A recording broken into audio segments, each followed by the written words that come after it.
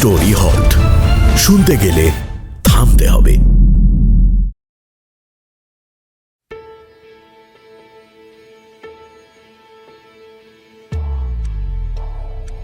নমস্কার, আপনারা শুনছেন দ্য স্টোরি হল্ট। আজ আপনারা শুনবেন সাহিত্যিক সৈয়দ মুস্তাফা সিরাজের লেখা কর্নেলের গল্প নেপথ্যে আততায়ী। সৈয়দ মুস্তাফা সিরাজের জন্ম 14 অক্টোবর 1930, মৃত্যু 4 সেপ্টেম্বর 2012। তাঁর শ্রেষ্ঠ গোয়েন্দা চরিত্র কর্নেল নীলাদ্রি সরকার ভারতীয় সেনাবাহিনীর একজন অবসরপ্রাপ্ত কর্নেল, যিনি নিজের তীক্ষ্ণ বুদ্ধির সাহায্যে অপরাধের তদন্ত করেন। কর্নেলের সাথে থাকেন আরও দুজন, তার সাংবাদিক বন্ধু জয়ন্ত ও প্রাক্তন পুলিশ অফিসার কে হালদার। কর্নেলের প্রথম গল্প প্রকাশ পায় 1970 সালে। আজকের গল্পটি নেওয়া হয়েছে দেজ পাবলিশিং থেকে প্রকাশিত কর্নেল সমগ্র থেকে। শুরু করছি আমাদের আজকের নিবেদন, নেপথ্যে আততায়ী, প্রথম পর্ব।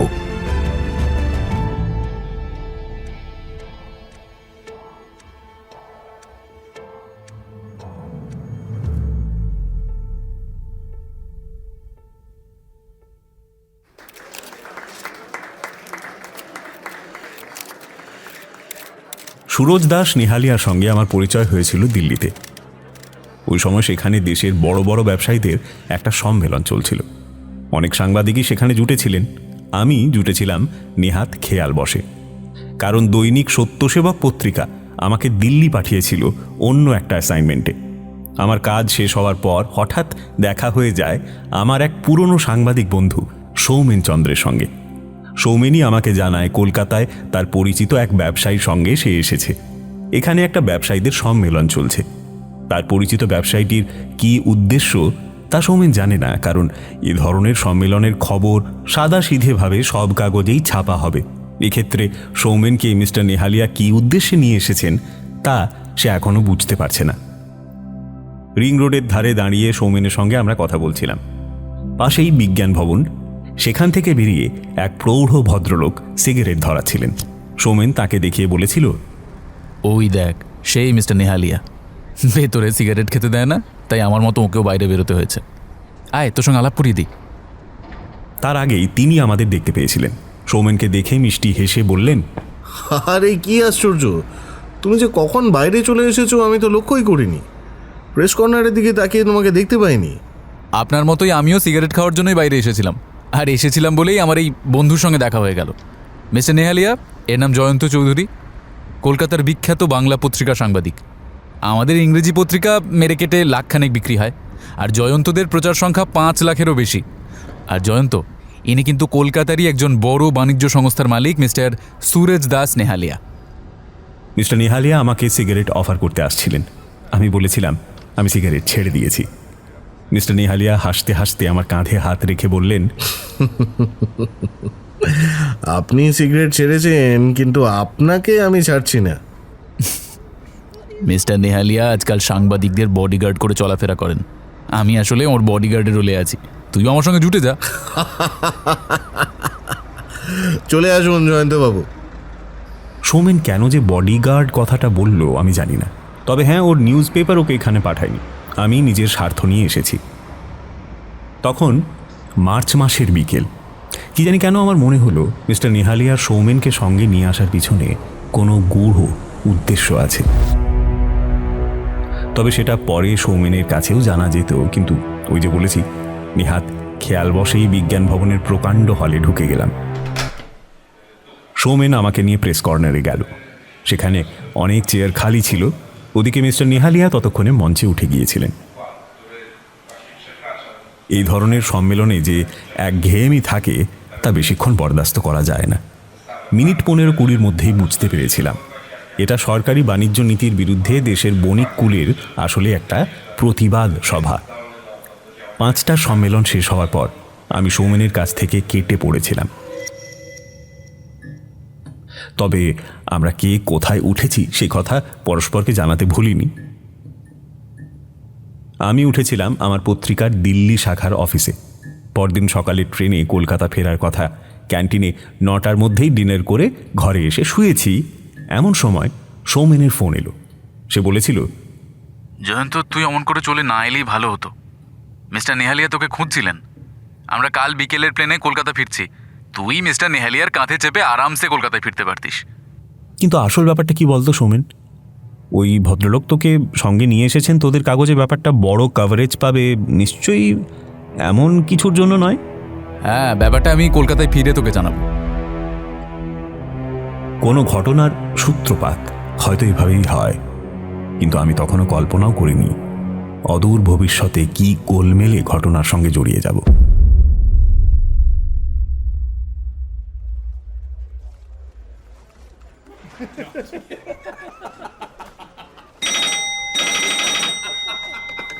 কলকাতায় ফেরার কয়েকদিন পরে সৌমেনের ফোন পেলাম।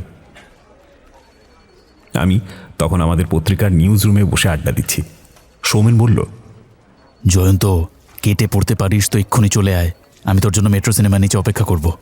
আমার কাজ এখন শেষ, কাজে যেতে অসুবিধে নেই। তখনই বেরিয়ে পড়লাম। আমার মাথায় ততক্ষণে সেই পুরনো চিন্তাটা ফিরে এসেছে। কলকাতায় ফিরেই খোঁজ খবর নিয়ে জানতে পেরেছিলাম সুরজ দাস নেহালিয়া একজন কোটিপতি ব্যবসায়ী। তার ব্যবসা নানা ধরনের, দেশের বিভিন্ন রাজ্যে তার সংস্থার নানা শাখা আছে, দিল্লিতেও আছে।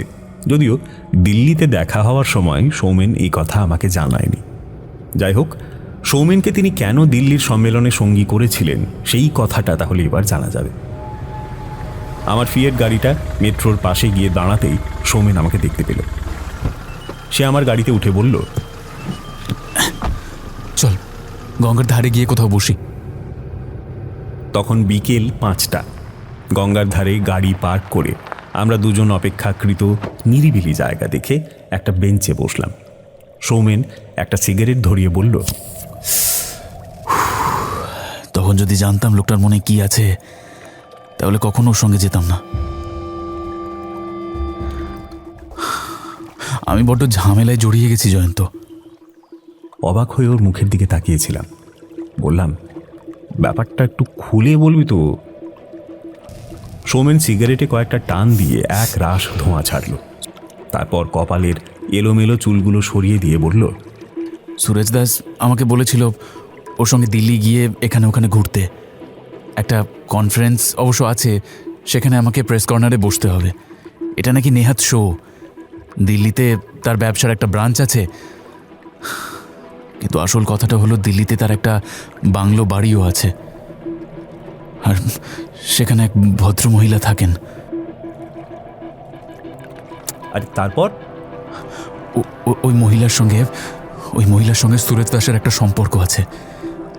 এবার সেই সম্পর্কটা স্বামী স্ত্রীর কিনা বলা কঠিন। মোট কথা, সুরেশ দাস তার দিল্লির বাড়িতে একটা মহিলাকে রেখেছে। মহিলার নাম শালিনী, বয়স 40-এর মধ্যে, সুন্দরী বলা চলে। কিন্তু সুরেশ দাস তার সঙ্গে আমাকে পরিচয় করিয়ে দিয়ে বলেছিল, এই আমার সেই নতুন বিজনেস পার্টনার সৌমেন চন্দ্র। তো তোকে এটা আগে বলেনি সুরজ দাস? না, আর সেই জন্যই তো আমি চমকে উঠেছিলাম। মহিলা আমাকে লক্ষ্য করছিলেন যেন বাঘিনী তার শিকারের উপরে ঝাঁপিয়ে পড়ার আগে তৈরি হচ্ছেন। ও মানে তাহলে কথাটা শুনে তোর ওপর মহিলাটি ঝাঁপিয়ে পড়লেন? না, একটু পরেই মিসেস শালিনী কেমন যেন নিস্তেজ হয়ে গেলেন, আর তারপর বললেন, তোমাকে কলকাতায় একজন স্মার্ট অ্যান্ড সাহসী পার্টনার জোগাড় করে দিতে বলেছিলাম। কেন, এই ইয়াং ম্যানকে দেখে তোমার স্মার্ট মনে হচ্ছে না? আরে শরীর স্বাস্থ্য কেমন বলিষ্ঠ তা তো দেখতেই পাচ্ছ। রিস্কের দিকটা সৌমেন সহজেই সামলাতে পারবে। তুমি এবার ডিটটাতে সই করে ফেলো। এখানে আমাদের অফিসের কাউকেই দায়িত্ব দিয়ে যাব, সে তোমাকে নিয়ে গিয়ে রেজিস্ট্রি করিয়ে নেবে। তারপর তুমি ওটা তোমার কোনো বিশ্বস্ত লোক দিয়ে আমার কাছে পাঠিয়ে দিও।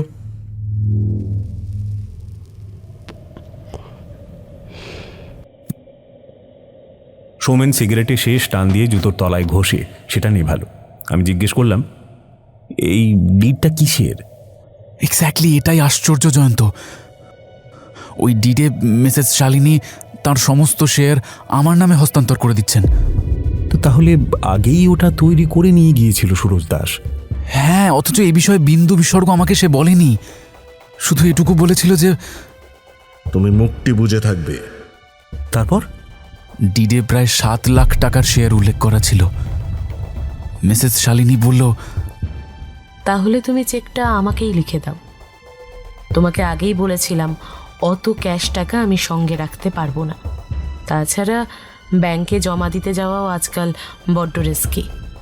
সুরজ দাস তার ফোলিও ব্যাগ থেকে একটা চেক বের করে তাকে দিল আর বলল, আমার সব কিছু রেডি করাই আছে। এটা দিল্লি ব্যাংকেরই একটা চেক, কাজেই তোমার কোনো অসুবিধা হবে না। সৌমেন আবার চুপ করল। আমি বললাম, তারপর?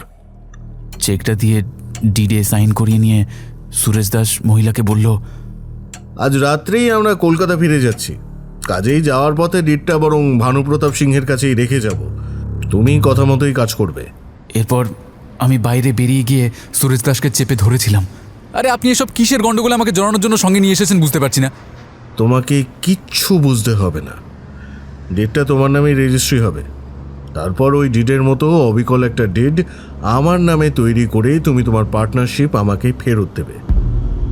এই জন্য তোমাকে আমি ভালোই টাকা করি দেব। শুধু একটাই কথা, এই বিষয়ে তুমি মুখ বুজে থাকবে। যা করার সব আমিই করব।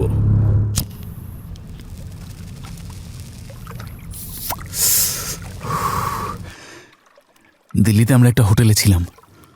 তার আগে অবশ্য ভানুপ্রতাপ সিংহ নামের একটা লোকের বাড়ি গিয়ে সুরেশ দাস ডিডটা দিয়ে এসেছিল। এবার সংক্ষেপে বাকিটা বলছি। হ্যাঁ, আমাকে গতকাল সকালে নগদ 50,000 টাকা দিয়ে একটা ডিড টাইপ করিয়ে নিয়েছে সুরেশ দাস। তারপর আমি তাকে 7 লক্ষ টাকার শেয়ার এবং পার্টনারশিপ বেচে দিচ্ছি এইরকম একটা ডিড রেজিস্ট্রি করিয়ে নিয়েছে। গতকালই তোর সঙ্গে যোগাযোগ করব ভেবেছিলাম, কিন্তু একটা জরুরি অ্যাসাইনমেন্টের জন্য আমাকে বাইরে যেতে হয়েছিল। আজ দুপুরে অফিসে ফিরেই দেখলাম আমার নামে একটা চিঠি এসেছে। এই দেখ চিঠিটা। চিঠিটা হাতে নিয়ে শেষ দিনের আলোয় পড়ে ফেললাম। তাতে লেখা আছে, প্রিয় সৌমেন বাবু, আপনি সুরজ দাসের পাল্লায় পড়ে একটা কাজ করে ফেলেছেন। এবার তার পরিণাম আপনাকে ভুগতে হবে। গত পরশু মিসেস শালিনী নেহালিয়াকে দিল্লিতে তার বাংলো বাড়িতে কে বা কারা খুন করেছে। আপনি বিপদে পড়তে পারেন, তাই আপনি আমার সঙ্গে ফোনে যোগাযোগ করুন। ইতি আপনার শুভার্থী।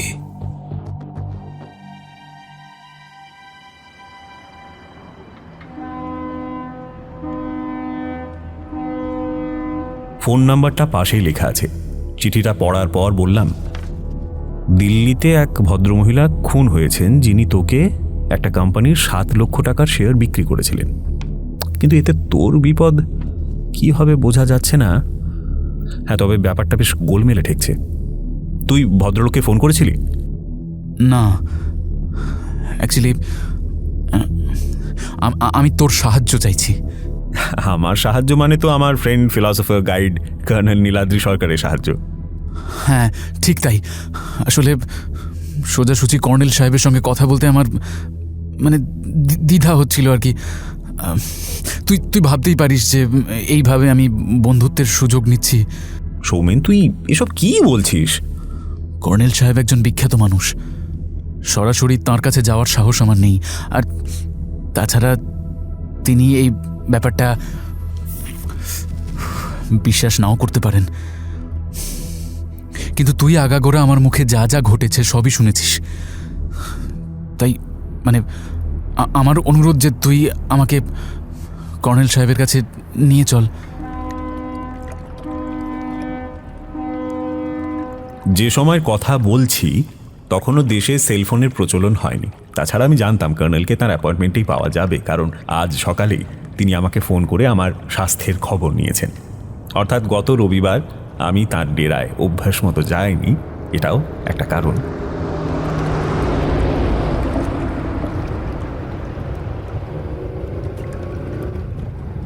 অতএব সৌমেনকে আমার গাড়িতে চাপিয়ে পার্ক স্ট্রিটের দিকে এগিয়ে গেলাম।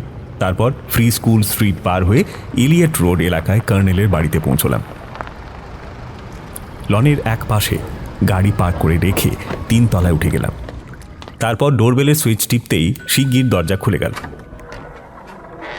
কর্নেলের পরিচারক ষষ্ঠীচরণ চাপা হেসে বলল, দাদাবাবুকে যেন 1 বছর দেখিনি।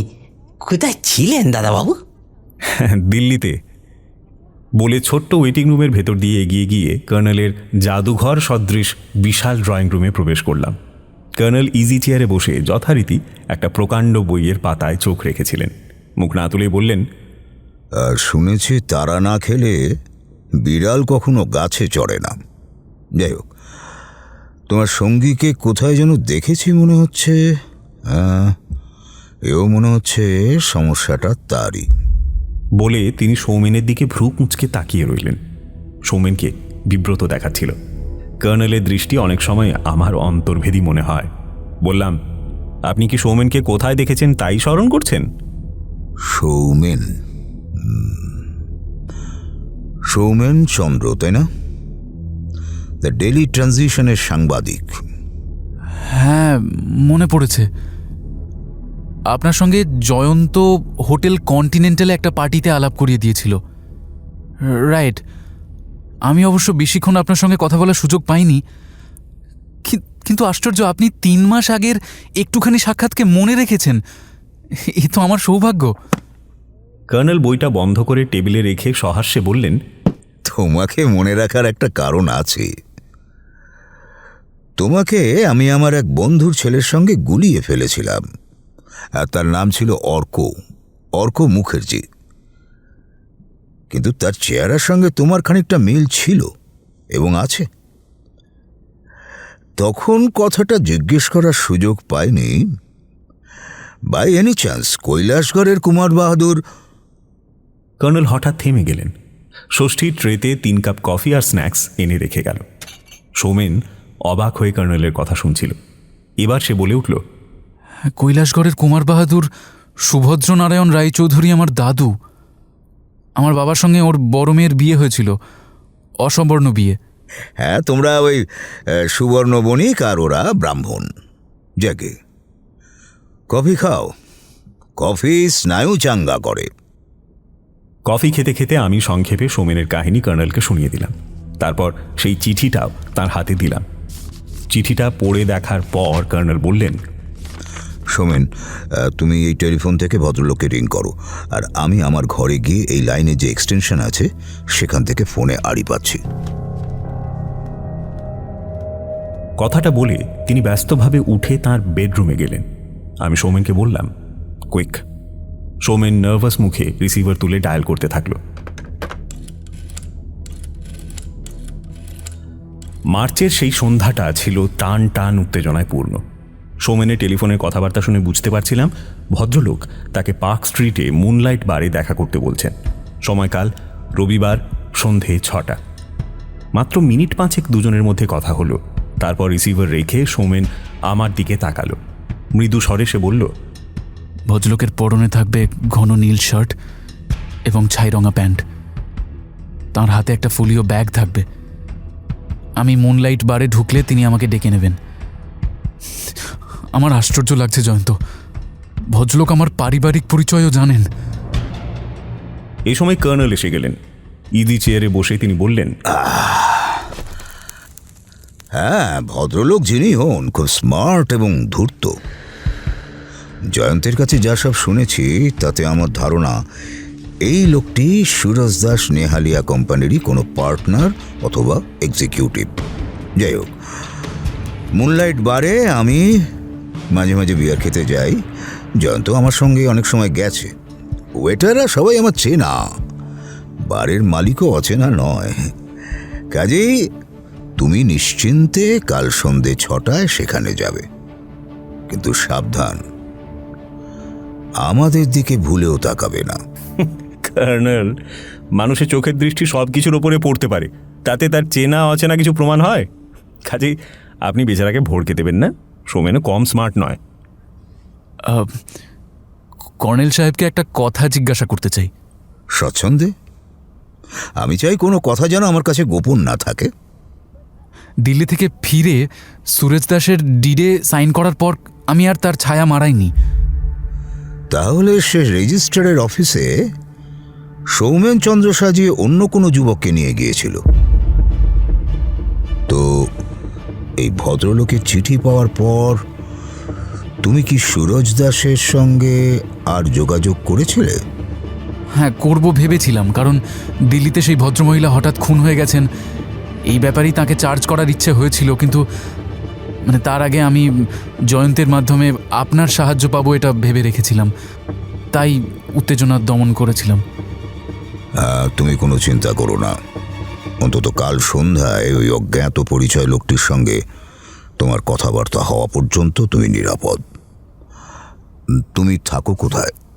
নিউ আলিপুরে আমি একটা ফ্ল্যাট কিনেছি, সেখানে আমার মায়ের সঙ্গে থাকি। তার মানে বিয়ে করনি? না, আসলে আমি জয়ন্তর মতো পণ না করলেও আপাতত ওসব দিকে পা বাড়াচ্ছি না। এই সময় টেলিফোন বাজলো। কর্নেল সাড়া দিলেন। তারপর চাপা গলায় কারোর সঙ্গে কয়েক মিনিট কথা বলার পর রিসিভার নামিয়ে রাখলেন। কর্নেলকে গম্ভীর দেখাচ্ছিল। জিজ্ঞেস করলাম, কোনো প্রবলেম মনে হচ্ছে কর্নেল? প্রবলেম কি না জানি না, একটা কোইন্সিডেন্স। কুমার বাহাদুর সুভদ্রনারায়ণ ফোন করেছিলেন।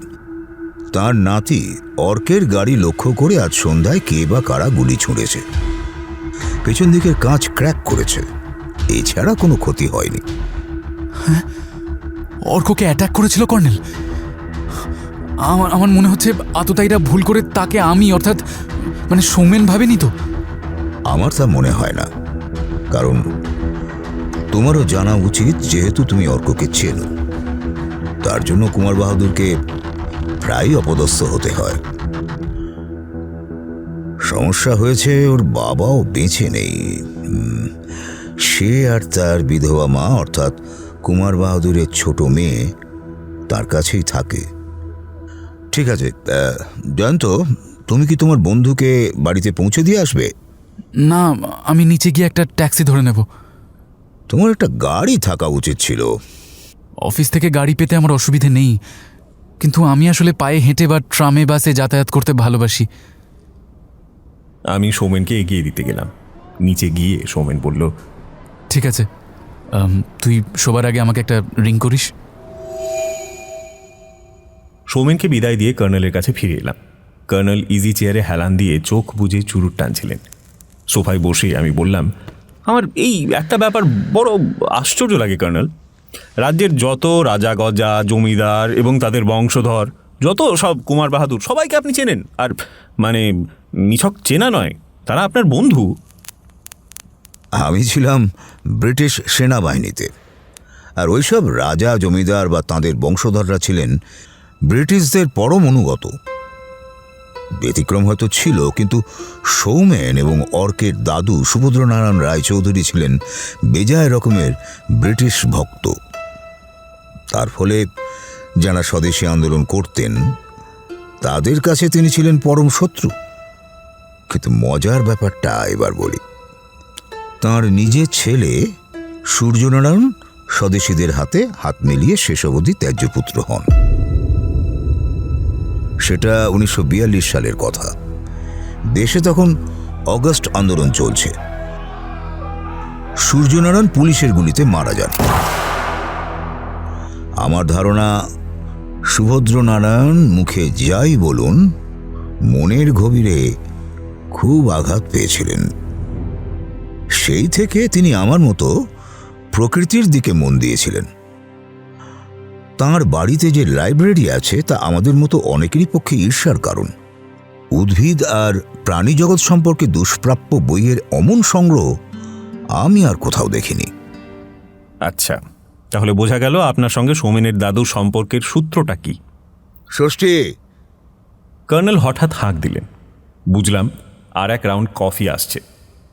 কর্নেল কি সৌমেনের দাদুর টেলিফোন পেয়েই বড্ড বেশি উদ্বিগ্ন হয়ে পড়েছেন? আমি জানি মনের ভেতর উত্তেজনা থাকলে কর্নেল বারবার কফি পান করেন। আমার অবশ্য আর একবার কফি খেতে ইচ্ছে করছিল, কারণ আমিও মনে মনে উত্তেজিত হয়ে উঠছিলাম। কারণ যে ঘটনার সঙ্গে জড়িয়ে গেছি তাতে সত্যি একটা আকস্মিকতা কিংবা কোইন্সিডেন্স জড়িয়ে আছে। আমি কোশমিনকালে কল্পনাও করিনি যে সৌমেনচন্দ্রের দাদু একজন রাজা জমিদারের বংশধর। আর আমার সামনে একটা পটচিত্র খুলে গেল যেন। তাতে দেখলাম সৌমেন এবং অর্ক পরস্পর মাসতুতো ভাই এবং তাদের চেহারাতেও নাকি কিছুটা সাদৃশ্য আছে। আজ সন্ধ্যায় অর্কের গাড়ি লক্ষ্য করে কে বা কারা গুলি ছুড়েছে এবং সৌমেনের সন্দেহ আততায়ীরা তাকে সৌমেন বলে ভুল করেছিল। যদিও কর্নেলের মতে অর্কর স্বভাব চরিত্রও নাকি ভালো নয় এবং তার শত্রু থাকাও সম্ভব। এদিকে আগামীকাল সন্ধ্যা 6টায় পার্ক স্ট্রিটের মুনলাইট বারে সৌমেন এক অজ্ঞাত পরিচয় লোকের সঙ্গে দেখা করতে যাবে। মনে মনে আমি শিউরে উঠলাম, কোনো অঘটন ঘটবে না তো? ততক্ষণে ষষ্ঠী কফি রেখে গেছে। কর্নেল বললেন, জয়ন্ত তোমাকে খুব উদ্বিগ্ন দেখাচ্ছে, কাজেই শিল্পীর কফিতে চুমুক দাও।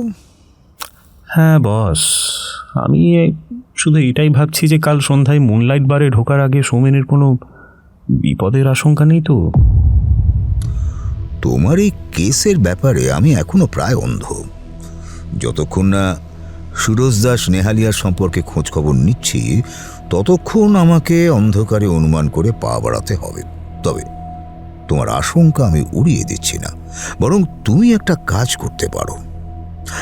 আগামীকাল সৌমেনের সঙ্গে যোগাযোগ করে ওকে তোমার গাড়িতে চাপিয়ে মুনলাইট বারে পৌঁছে দিতে পারো। তোমার একটা লাইসেন্সড ফায়ার আর্মস আছে না? তুমি ওকে গার্ড দিয়ে নিয়ে আসবে। আমিও ঠিক এই কথাটাই ভাবছিলাম। বাই দ্য ওয়ে, ওই আমাদের হালদার মশাইয়ের কি খবর? হ্যাঁ, হালদার মশাই কাল সকালে আমার কাছে আসবেন। খুলে কিছু বলিনি, তবে এটুকু টের পেয়েছি উনি কোনো কেস হাতে পেয়েছেন। তাহলে আমিও কাল সকালে আপনার ডেরায় উপস্থিত থাকব। তোমাকে আমি এখন থেকেই আটকে রাখবো, অর্থাৎ তোমার সল্ট লেকে ফেরার দরকার নেই, বুঝেছ? তোমার কাজের ছেলেটিকে রিং করে জানিয়ে দাও। আমি অবশ্য মনে মনে তাই চাইছিলাম। কর্নেল কাহিনীর পাঠকরা জানেন, কর্নেলের এই অ্যাপার্টমেন্টে আমার জন্য একটা ঘর বরাদ্দ আছে, কয়েক প্রস্ত পোশাকও আছে। তাছাড়া টুথব্রাশ, পেস্ট থেকে শুরু করে দাড়ি কাটার সরঞ্জামও রাখা আছে। কারণ আমাকে মাঝে মাঝে এই ধরনের ঘটনা ঘটলে কর্নেলের সারাক্ষণের সঙ্গী হতে হয়। আমার গাড়িটা রাখারও অসুবিধে নেই। একসময় কর্নেলের একটা ল্যান্ড রোভার ছিল। গাড়িটা যখন তখন বিগড়ে যেত, তাই তিনি সেটার হাত থেকে মুক্তি নিয়েছিলেন। কিন্তু নিচের গ্যারাজ ঘরটা এখনও ছাড়েননি, কারণ আমার গাড়ি রাখার দরকার হয় এবং আমি রাত্রিবাস করলে সেই গ্যারাজেই আমার গাড়িটা রেখে দিই। ষষ্ঠী কফির কাপ দিতে এলে কর্নেল বললেন, আজ রাতে তোর দাদাবাবুর নেমন্তন্ন। কে বুঝেছিস? রাত 8টা বাজতে চললো আর দাদাবাবু এখনো বসে আছেন। আমি কি বুঝিনি কিছু নাকি? দাদাবাবু এখন আপনার সঙ্গে ঘোরাঘুরি করবেন। বাবা ষষ্ঠী, তুমি তো বেশ গোয়েন্দাগিরি শিখে ফেলেছ। তা খানিকটা শিখেছি বলছি দাদাবাবু। কাল সকালে টিকটিকি বাবু আসবেন, কাজেই বাবা মশাই বড় একখানা ক্যাশ হাতে পেয়েছেন, তা কি বুঝিনি? আপনার ষষ্ঠীচরণ প্রাইভেট ডিটেকটিভ হালদার মশাইকে টিকটিকি বলে সেটা ঠিকই, কিন্তু তার মতো পূর্ববঙ্গীয় ভাষায় কেসকে ক্যাশ বলতে শিখেছে শুনে আবার একটু উদ্বিগ্ন হচ্ছে। আপনার ষষ্ঠী আবার গোপনে গোয়েন্দাগিরিতে না নেমে পড়ে। কর্নেল আবার ইজি চেয়ারে হেলান দিয়ে চোখ বুজে কফিতে চুমুক দিতে থাকলেন। কফি শেষ করার পর বললাম, বলি হালদার মশাইয়ের ক্যাশটা কি, তার কোনো আভাস পাননি? কর্নেল কিছু বলার আগেই টেলিফোন বেজে উঠল। ফোনটা ধরো জয়ন্ত। রিসিভার তুলে সাড়া দিতেই হালদার মশাইয়ের উত্তেজিত কণ্ঠস্বর ভেসে এলো। আরে কর্নেল স্যার, এদিকে এক সাংঘাতিক কাণ্ড বাজছে, বুঝলেন কিনা? আমার ক্লায়েন্ট ভদ্র মহিলা আমারে ফোন করছিলেন আইজ ওই সন্ধ্যা 6:30-7টার সময় ওনার পোলা ক্লাবে যাইতাছিল, বুঝলেন কিনা? সেই সময় ওই সাদার্ন অ্যাভিনিউতে কোন হালায় গুলি করছে, পিছনের কাজ চির খাইছে। ওনার পোলা তখনই গাড়ির স্পিড বাড়াইয়া অলি গলি ঘুইরা বাড়ি ফিরছে। ও দিয়ে হালদার মশাই তারপর কি হলো? অমনি গোয়েন্দা প্রবরের কণ্ঠস্বরে চমক খেল। কেডা? আপনি কর্নেল স্যার নন? না, আমি লালবাজারের লোক। ততক্ষণে কর্নেল কফির পেয়ালা রেখে আমার দিকে তাকিয়েছিলেন। এবার আমার হাত থেকে রিসিভারটা প্রায় কেড়ে নিয়ে বললেন, হালদার মশাই, আপনি 35 বছর পুলিশে চাকরি করছেন বলে গর্ব করেন, বুঝতে পারলেন না কে টেলিফোন ধরেছিল? হ্যাঁ, আপনি উত্তেজিত ছিলেন বলে জয়ন্তের গলার স্বর চিনতে পারেননি, তাই তো? যাই হোক, বলুন কি ব্যাপার। এরপর প্রায় 10 মিনিট ধরে কর্নেল ক্রমাগত হ্যাঁ হুম দিয়ে গেলেন। তারপর বললেন, এই খবরটা আমি আগেই পেয়ে গেছি। আপনার ক্লায়েন্ট কে সেটা অবশ্যই এতক্ষণে বুঝতে পারলাম। হ্যাঁ, এখনই চলে আসুন। জয়ন্তকে আমি বেঁধে রেখেছি। আগে কফি খেয়ে নার্ভ চাঙ্গা করে নেবেন, তারপর ওকে আপনি 3rd ডিগ্রিতে চড়াবেন। রিসিভার রেখে কর্নেল গম্ভীর হয়ে গেলেন। বললাম, আমার অবশ্য সন্দেহ হচ্ছিল এটা অর্কেরই কেস, কিন্তু শিওর হতে পারিনি। সারা জীবন দেখে আসছি কোনো একটি ঘটনার সঙ্গে পর পর অনেকগুলো ঘটনা জড়িয়ে থাকে। আমার মনে হচ্ছে জয়ন্ত, তুমি একটা জটিল রহস্যের একটুখানি সূত্র তোমার বন্ধু সৌমেনের কাছে পেয়েছ। আড়ালে অনেক দুর্ভেদ্য রহস্যজাল ছড়িয়ে আছে, এখান থেকে দিল্লি অবধি। বলেন কি?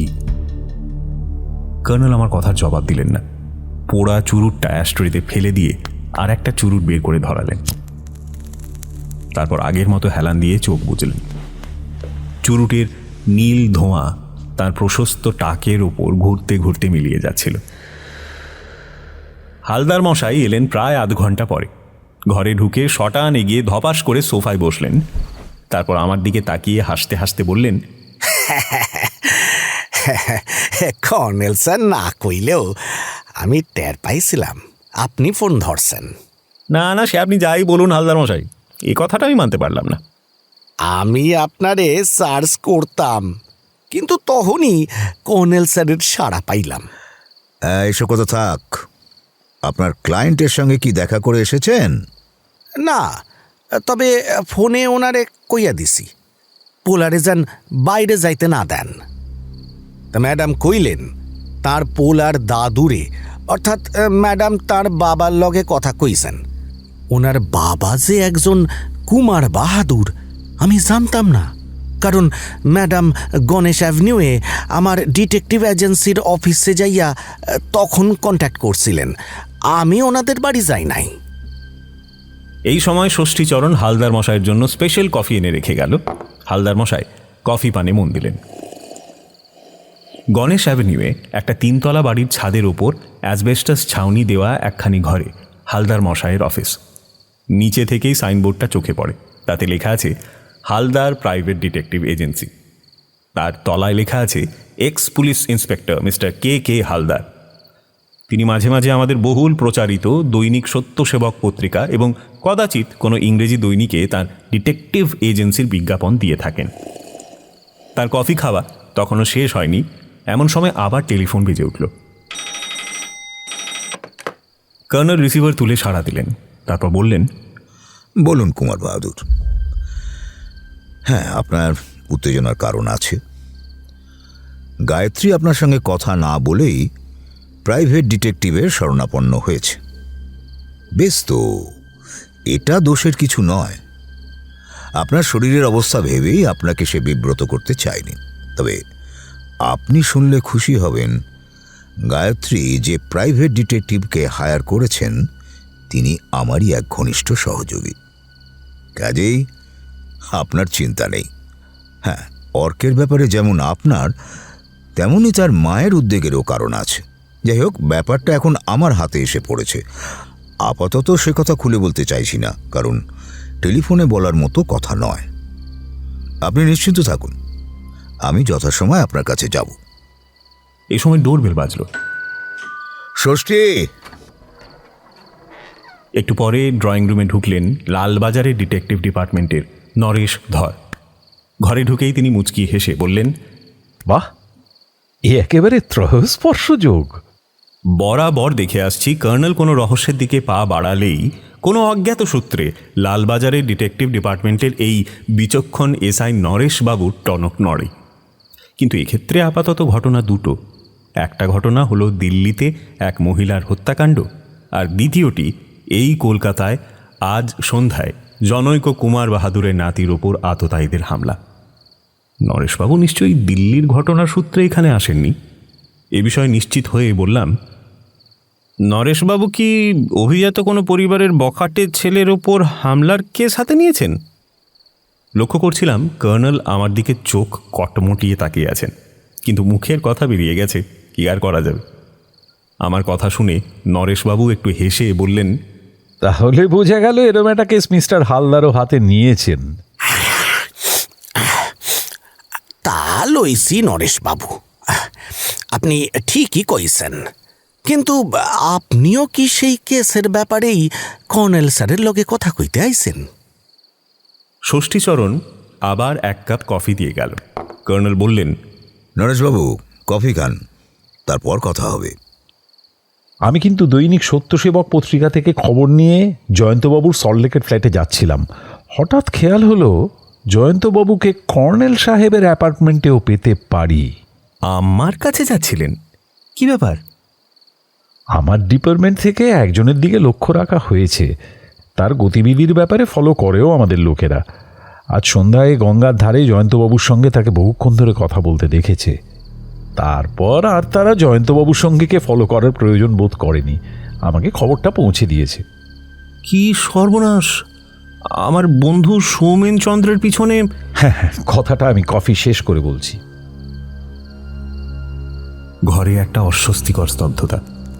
লক্ষ্য করছিলাম কর্নেল চোখ বুজে ধ্যানস্থ। দাঁতে কামড়ানো চুরুট থেকে নীল ধোঁয়া ঘুরপাক খেতে খেতে মিলিয়ে যাচ্ছে। এদিকে প্রাইভেট ডিটেকটিভ হালদার মশাইয়ের গোঁফের 2 ডগা তীর করে কাঁপছে এবং তিনি গুলি গুলি চোখে নরেশবাবুর দিকে তাকিয়ে আছেন।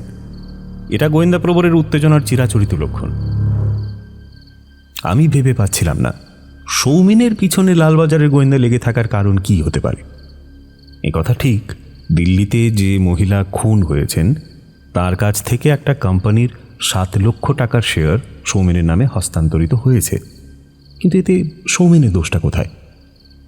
আমি ভাবছিলাম পুরো ঘটনাটা একবার নরেশবাবুকে আমার জানানো উচিত। নরেশবাবু বেশ সময় নিয়ে কফি শেষ করলেন, তারপর বললেন, কর্নেল সাহেব, আগে আপনাকে জানানোর দরকার আপনার স্নেহভাজন জয়ন্তবাবুর বিরুদ্ধে কোনো কেস আমাদের হাতে নেই। কর্নেল সোজা হয়ে বসে একটু হেসে বললেন, হ্যাঁ, জানি, কিন্তু জয়ন্তের যে বন্ধুর গতিবিধির দিকে আপনারা নজর রেখেছেন, তার দাদু এদেশের অভিজাত সমাজের একজন খ্যাতনামা লোক। বলেন কি? সৌমেনচন্দ্র একজন সাংবাদিক। আমরা জেনেছি সে থাকে নিয়ালিপুরের পশ এলাকায় একটা ফ্ল্যাটে, কিন্তু কেসটা আমার হাতে আসার পর একটু সন্দেহ হয়েছিল। একটা সাধারণ ইংরেজি দৈনিকের সাংবাদিক ওই রকম বিলাসবহুল এলাকার ফ্ল্যাটে থাকে। ফ্ল্যাটখানা নাকি সে খুব সম্প্রতি কিনেছে। জয়ন্ত, আমার মনে হচ্ছে নরেশবাবুর কেসের সঙ্গে দিল্লির কোনো অভিজাত মহিলার হত্যাকাণ্ডের সম্পর্ক আছে। না, আপনার সঙ্গে আমরা কোনোদিনই পেরে উঠব না। সুদূর দিল্লিতে একটা খুন হয়েছে আর কলকাতার এই অ্যাপার্টমেন্টে বসে আপনি তা নিয়ে মাথা ঘামাচ্ছেন। আমার দৃঢ় বিশ্বাস ওই কেসটা আপনি হাতে পেয়েছেন, কারণ মহিলার স্বামী কলকাতার এক বিগ ফিশ। না, বরং জয়ন্ত, তুমি সৌমেনের দিল্লি যাওয়ার পর্বটা খুলে দাও। কর্নেলের চোখের দিকে তাকালে আমি বুঝতে পারি আমাকে কি করতে হবে। এটা দীর্ঘকালের সংসর্গে আমার রপ্ত হয়েছে। আমি একটু গম্ভীর হয়ে বললাম, কিছুদিন আগে আমি দিল্লি গিয়েছিলাম, সেখানে দৈবাত সৌমেন চন্দ্রের সঙ্গে আমার দেখা হয়েছিল। এবার বাকিটা মন দিয়ে শুনুন। আমি সতর্কভাবে দিল্লি পর্বের বর্ণনা দিলাম। তারপর আজ সন্ধ্যায় সৌমেনের মুখে যা শুনেছি তার অনেকটাই খুলে বললাম। শুধু ওই উড়ো চিঠির কথাটা চেপে গেলাম। শেষে বললাম, আসলে সৌমেন খবরের কাগজে মিসেস শালিনীর খুন হওয়ার সংবাদটা পড়ে একটু অস্বস্তিতে পড়েছে। সাধাসিধে ছেলে। মিসেস শালিনী তাকে 7 লাখ টাকার শেয়ার হস্তান্তর করেছিলেন, যদিও তা সৌমেন শালিনীর স্বামী সুরজ দাস নেহালিয়াকে ফেরত দিয়েছে। তা সত্ত্বেও সে একটু ভয় পেয়েছে, পাছে দিল্লি থেকে পুলিশ এসে তাকে উত্ত্যক্ত করে। সেই ভয়ে সে আমার মাধ্যমে কর্নেলের শরণাপন্ন হতে চেয়েছে। নরেশবাবু, আশা করি আমার এবং সৌমেনের ভূমিকাটা এবার আপনার কাছে পরিষ্কার হয়েছে। আপনাকে অবিশ্বাসের আর কোনো কারণ নেই। কর্নেল সাহেবের মতন গার্জেন থাকতে আপনার কোনো দিক থেকে আশঙ্কার কোনো কারণ নেই, কিন্তু দিল্লি থেকে সিআইডি কর্তা ব্রজেশ বর্মন কলকাতায় আমাদের কর্তা ডিসিডিডি লাহিড়ী সাহেবকে রিং করেছিলেন। মিস্টার বর্মন শুধু জানতে চেয়েছেন শেয়ার হস্তান্তরের ব্যাপারে সৌমেনচন্দ্রের ভূমিকাটা কী, কেনই বা স্বামীর পরামর্শে মিসেস শালিনী তাকে শেয়ার হস্তান্তর করেছিলেন। নরেশবাবু, সৌমেন ভবানীপুরের কুমার বাহাদুর সুভদ্র নারায়ণের বড় মেয়ের একমাত্র সন্তান। সৌমেনের মায়ের বিয়েটা ছিল অসবর্ণ, অর্থাৎ লাভ ম্যারেজ। যাই হোক, সৌমেন মিস্টার নেহালিয়ার টাকায় ফ্ল্যাট কেনেনি, এটা আমি শিওর। কুমার বাহাদুর আমার ঘনিষ্ঠ বন্ধু। বেশ কয়েকবার তার কাছে শুনেছিলাম তার বড় জামাইয়ের ক্যান্সারে মৃত্যুর পর মেয়ে সুনন্দার সঙ্গে তার সম্পর্কটা স্বাভাবিক হয়েছে। সুনন্দার স্বামী সাধারণ মধ্যবিত্ত ছিলেন। আমি তাঁকে পরামর্শ দিয়েছিলাম আপনি বড় মেয়েকে বাড়িতে এনে রাখুন। কুমার বাহাদুর বলেছিলেন তা সম্ভব নয়, কারণ সুনন্দার ছোট বোন গায়ত্রী তাহলে তাকে ছেড়ে বাড়ি থেকে চলে যাবে। কেন, দিদির সঙ্গে তার বনিবনা নাই?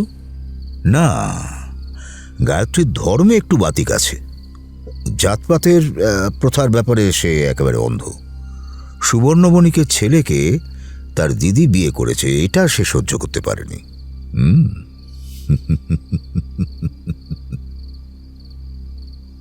কথাটা শুনে কর্নেল একটু হেসে উঠলেন।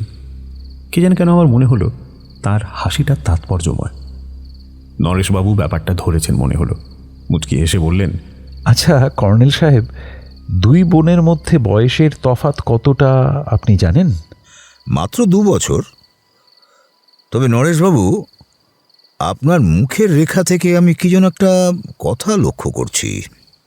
অপরাধ নেবেন না কর্নেল সাহেব, আমার মাত্র আর একটা প্রশ্ন আছে। দুই বোন কি একই কলেজে পড়তেন, এবং সেটা ছিল কোএডুকেশন কলেজ? খাইছে। কে কাকে খেলো হালদার মশাই? আরে কর্নেল স্যারের সামনে কথাটা কইতে বাধে, তবু কইয়াই ফেলি। হালদার মশাই, আপনি যা ভেবেছেন আমিও তাই ভেবেছি। দুই বোন একটি ছেলেকেই ভালোবাসত এবং সুনন্দা দেবী তাকে জয় করে নেন। থাক থাক থাক, এই বিষয়ে আর কিছু বলছি না। এবার নরেশবাবু, সৌমেনের সঙ্গে মুখোমুখি কথা বলুন। আমার এই ঘরেই তাকে জেরা করবেন, তবে একটা দিন সময় চাই। আগামী পরশু সকাল 9টায় এই ঘরে সৌমেনকে পেয়ে যাবেন। শরীরটা কেমন ম্যাচ ম্যাচ করছে, আর আমি লাহিড়ী সাহেবের কাছে যাচ্ছি না, বরং কর্নেল সাহেব আপনি আপনার স্নেহভাজন লাহিড়ী সাহেবকে যা বলা উচিত বলবেন। সেই সঙ্গে এও বলবেন আমাকে আপনি এই কেসের ব্যাপারে একটা ক্লু দিয়েছেন এবং আমি সেই দিকে ছুটে বেড়াচ্ছি। নরেশবাবু উঠে দাঁড়ালেন, তারপর আমাদের কাছে বিদায় নিয়ে বেরিয়ে গেলেন। আমি বললাম, আমার ইচ্ছে করছিল কাল সন্ধ্যায় পার্ক স্ট্রিটে ওই মুনলাইট বারে যে নাটকটা হবে তার সম্পর্কে নরেশবাবুকে, মানে পুলিশকে আভাস দিয়ে রাখি, কারণ এখন আমার ভয় করছে। যে লোকটা সৌমেনকে ডেকেছে সে তার তো কোনো ক্ষতিও করতে পারে। না জানতো, একটু ঝুঁকি আমাদের নিতেই হবে। আমরা সৌমেনের প্রায় পিছন থেকেই বারে ঢুকব, আর হালদার মশাই থাকবেন বারের বাইরে ফুটপাতের একটা পিলারের কাছে। হালদার মশাই আশা করি মুনলাইট বার চেনেন। চিনি বই কি, আপনি নিশ্চিন্ত থাকতে পারেন। আমি আধ ঘন্টা আগেই ওখানে হাজির থাকুন। হ্যাঁ, উইথ আর্মস। হালদার মশাই প্যান্টের পকেটে হাত ভরে তার 6 রাউন্ডার লাইসেন্স রিভলভারটা বের করলেন। বললেন, দেখছেন তো, আমি সব সময় রেডি থাকি। বলে অস্ত্রটা তিনি প্যান্টের পকেটে ঢুকিয়ে রাখলেন। তারপর অ্যাক্টিভ নস্যি নিয়ে বললেন,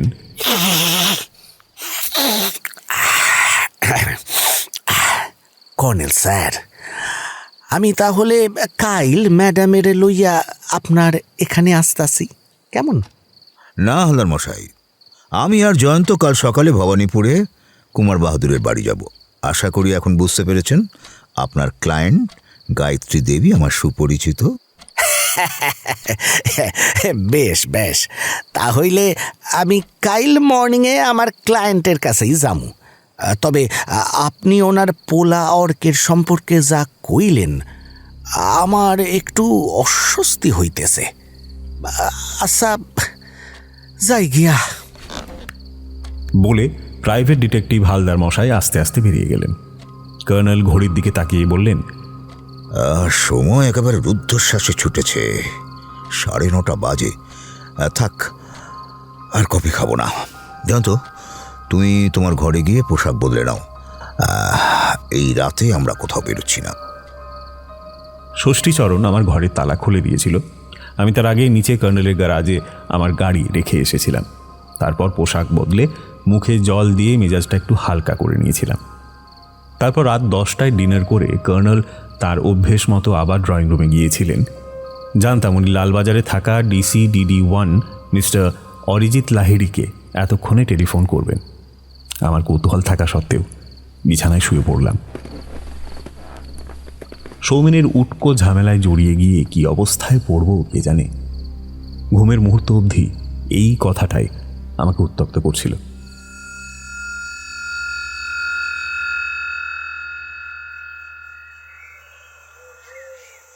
পরদিন সকাল 9টার মধ্যে ব্রেকফাস্ট সেরে নিয়ে কর্নেলের সঙ্গে বেরিয়ে পড়লাম। কর্নেল সকাল 8টাতেই তাকে ফোন করে জানিয়েছিলেন যে তিনি যাচ্ছেন। এদিন রবিবার, রাস্তাঘাটে গাড়ির সংখ্যা খুব কম। কর্নেলের নির্দেশ মতো ভবানীপুরের অলিগলি ঘুরতে ঘুরতে একটা উঁচু পাঁচিল ঘেরা ঘরে পৌঁছলাম। গেটে দারোয়ান ছিল। সেই কর্নেলকে দেখা মাত্র মিলিটারি ভঙ্গিতে স্যালিউট ঠুকে গেট খুলে দিল। লনের দুপাশে মরশুমি ফুলের বাহার। বাড়িটা অনেকখানি জায়গার উপর দাঁড়িয়ে। পিছন দিকে পূবে একটা টেনিস লন দেখা যাচ্ছিল। পাঁচিলের ধারে দেশি বিদেশি গাছপালা দাঁড়িয়ে আছে। পরিবেশটা খুব মনোরম বলা যায়। বিলুপ্ত প্রজাতির ক্যাকটাস আর নানা জাতের উদ্ভিদ চোখে পড়ছিল। তখনই মনে পড়ে গেল কর্নেল বলেছিলেন কুমার বাহাদুর সুভদ্র নারায়ণ তাঁরই মতো প্রকৃতিপ্রেমিক। গাড়ি পোর্টিকোর দিকে এগিয়ে যেতেই পোর্টিকোর খোলা বারান্দায় প্রায় কর্নেলের বয়সী এক ভদ্রলোককে দেখতে পেলাম। তিনি সহাস্যে বললেন, আরে আসুন আসুন, আস্তে আজ্ঞা হোক। ভদ্রলোকের পরনে উজ্জ্বল সাদা পাজামা আর পাঞ্জাবি, বলিষ্ঠ শরীর, মাথার চুল একেবারে সাদা, কিন্তু কর্নেলের মতো সুস্বাস্থ্যের লক্ষণ তার ভঙ্গিতে টের পাওয়া যাচ্ছিল। গাড়ি বারান্দায় ঢুকে কর্নেল বললেন, আমি নামছি, তুমি গাড়িটা ওখানে পার্ক করে এসো। ওই যে দেখছো কুমার বাহাদুর আর তার নাতির গাড়ি গ্যারেজে ঘুমোচ্ছে, ওখানে তোমার গাড়িকে ঘুমোতে দিয়ে এসো। এ ধরনের অভিজাত লোকের বাড়িতে কর্নেলের সঙ্গে কতবার যাতায়াত করেছি।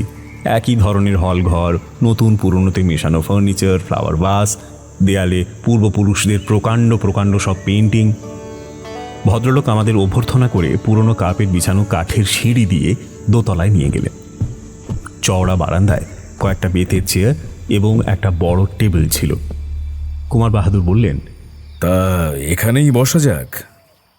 কর্নেল তাঁর ডান দিকে বসে চাপা স্বরে বললেন, গায়ত্রী যে প্রাইভেট গোয়েন্দাকে হায়ার করেছেন, সম্ভবত তিনি এসে গেছেন।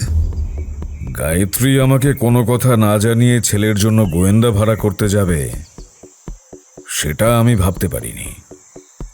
আসলে কিছুদিন থেকেই আমি লক্ষ্য করছিলাম যে মাতা পুত্রে যেন একটা গোপন বিরোধ চলছে। গায়ত্রীকে আমি শেষ অবধি চাপ দিয়েই কথাটা আদায় করলাম। অর্ক নাকি কি একটা পুলিশ কেসে জড়িয়ে গিয়েছে।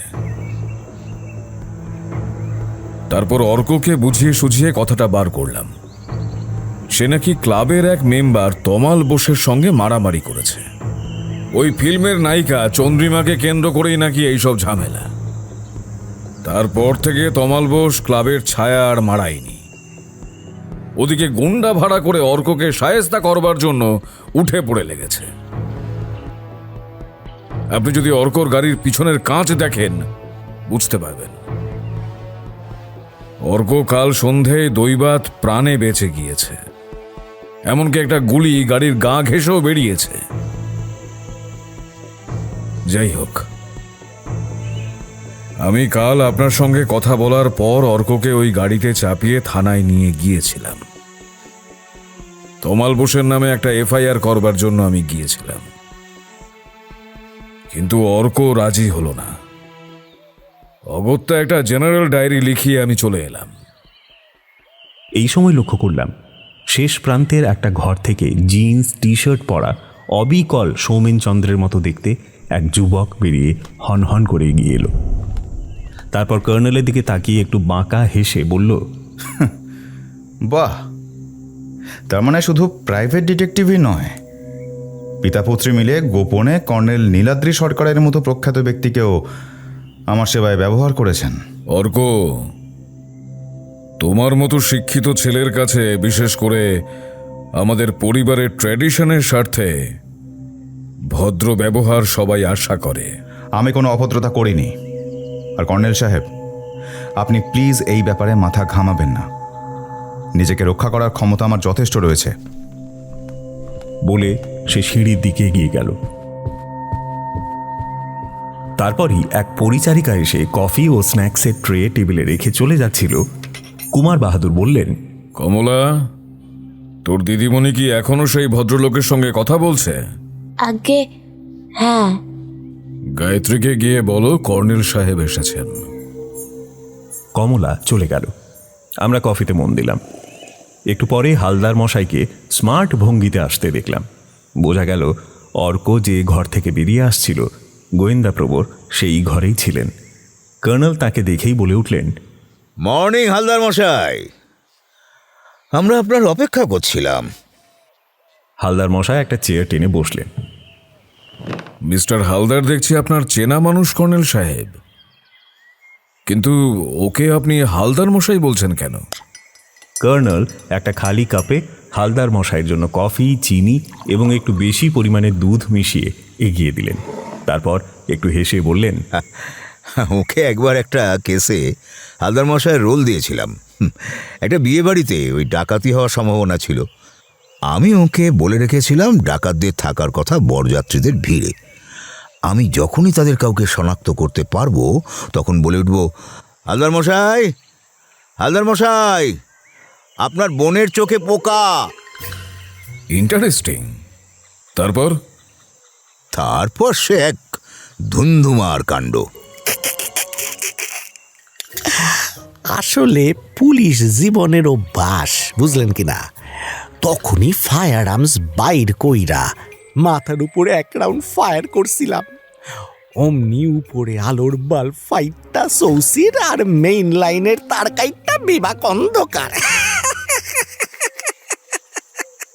তাহলে তো ডাকাতদের সুবিধা হয়ে গিয়েছিল।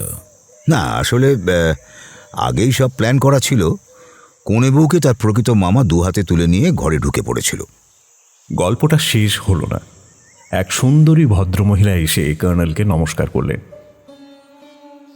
কর্নেল বললেন, বসো গায়ত্রী, তোমাকে একটু রোগা দেখাচ্ছে। বারান্দার দেওয়াল সংলগ্ন একটা চেয়ার টেনে গায়ত্রী একটু তফাতে বসলেন। মিস্টার হালদার আমাকে জানিয়েছেন আপনি আসবেন। উনি নিশ্চয়ই সেই সাংবাদিক জয়ন্তবাবু। নমস্কার। আমরা পরস্পর নমস্কার বিনিময় করলাম। তোমার পুত্রের যা মেজাজ দেখলাম, সে একেবারে বেপরোয়া হয়ে গিয়েছে। আমি একেবারে শিওর যে তমাল বোস ওর পিছনে ভাড়াটে খুনিকে লাগিয়েছে। প্রথমে আমি ভেবেছিলাম কর্নেল সাহেবকেই সব জানাবো, কিন্তু অর্ককে যে এভাবে মেরে ফেলার চেষ্টা হবে এটা আমি কল্পনাই করিনি। তাই ঠিক করেছিলাম প্রাইভেট ডিটেকটিভ মিস্টার হালদার তমাল বোসকে টার্গেট করে পা ফেলবে এবং প্রয়োজনে তাকে ট্র্যাপ করে পুলিশের হাতে তুলে দেবে। তমালের ব্যাকগ্রাউন্ড আমি কিছুটা জানি। অর্কের সঙ্গে আমার কথা বলার দরকার ছিল, কিন্তু যা বুঝলাম ওকে এখন ঘাঁটানো ঠিক হবে না। পরে সময় সুযোগ মতো অর্ককে আমি ডেকে নেব। আমি যতদূর জানতে পারছি, তমাল বোসের ওয়াইফ ফিল্ম লাইনের মাইয়া, ফিল্মে তেমন সুবিধা করতে পারে নাই। ওদিকে তমাল বাবুর কন্ট্রাক্টারির ব্যবসা, হাতে পয়সা করি আইয়া পড়লে যা হয় বুঝলেন কি না, ওনার মাথায় সিনেমা করার জোক সাপছিল। আহ, ন্যাস্টি প্রসঙ্গ আপাতত থাক মিস্টার হালদার। অর্ককে বাঁচাতে হলে আমার মনে হচ্ছে ওই তমাল বোসকে যেভাবেই হোক ট্রিট করতে হবে। আর একজন কন্ট্রাক্টরকে ট্রিট করা খুব একটা কঠিন কাজ নয়। গায়ত্রীকে একটা কথা জিজ্ঞেস করতে চাই, আশা করি সঠিক জবাব দেবে।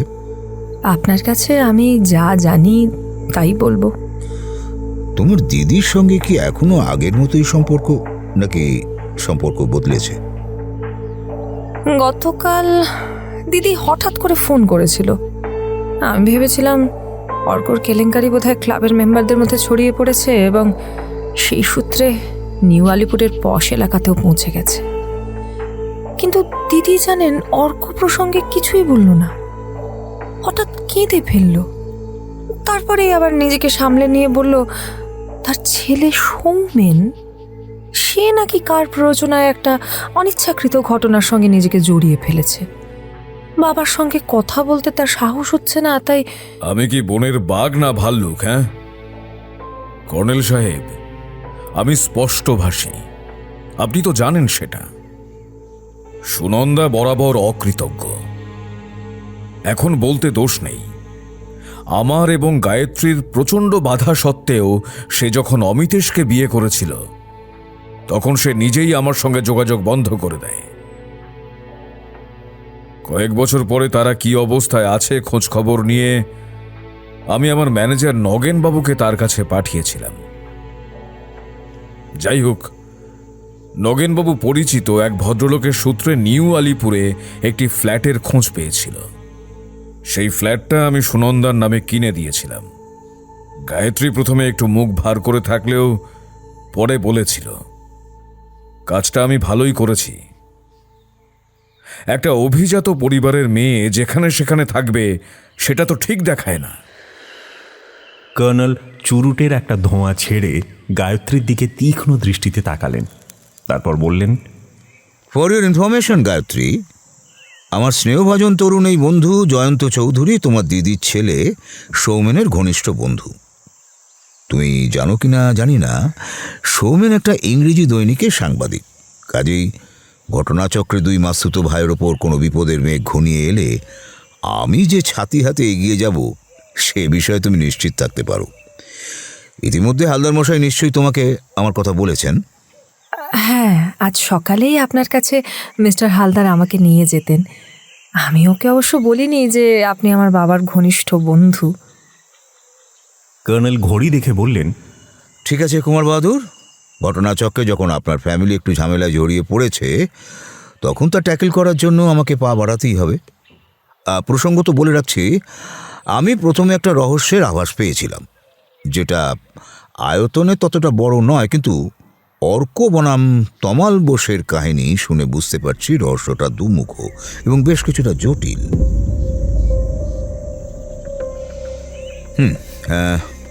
এবার আমি উঠি। বাড়ি থেকে বেরোনোর সময় গায়ত্রীকে আবার আশ্বাস দিয়ে এলেন কর্নেল, অর্কের সঙ্গে তিনি যেভাবেই হোক ভাব করে ফেলবেন।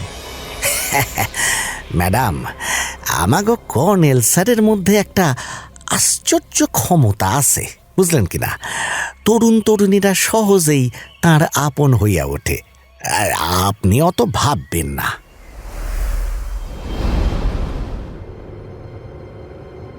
ফেরার পথে হালদার মশাই আমাদের সঙ্গে এলেন। পার্ক স্ট্রিটে ঢুকে মুনলাইট বার পেরিয়ে গিয়ে আমাকে কর্নেল গাড়ি দাঁড় করাতে বললেন। ফুটপাত ঘেঁষে গাড়ি দাঁড় করালাম। কর্নেল সামনের সিটেই বসেছিলেন। গাড়ি থেকে নেমে তিনি ফুটপাত দিয়ে এগিয়ে চললেন। লক্ষ্য করলাম তিনি মুনলাইট বারের দিকে এগোচ্ছেন।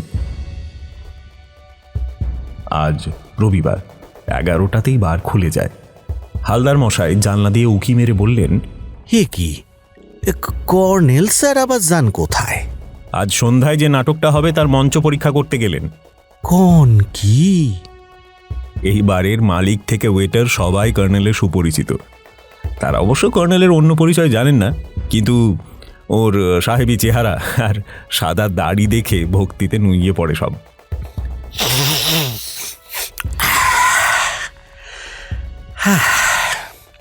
কি যে ঘটবে ভাবতে পারতাছি না।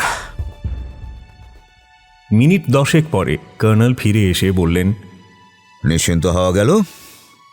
বারের মালিক আজ নিজেই রাত্রি অবধি বারে উপস্থিত থাকবেন।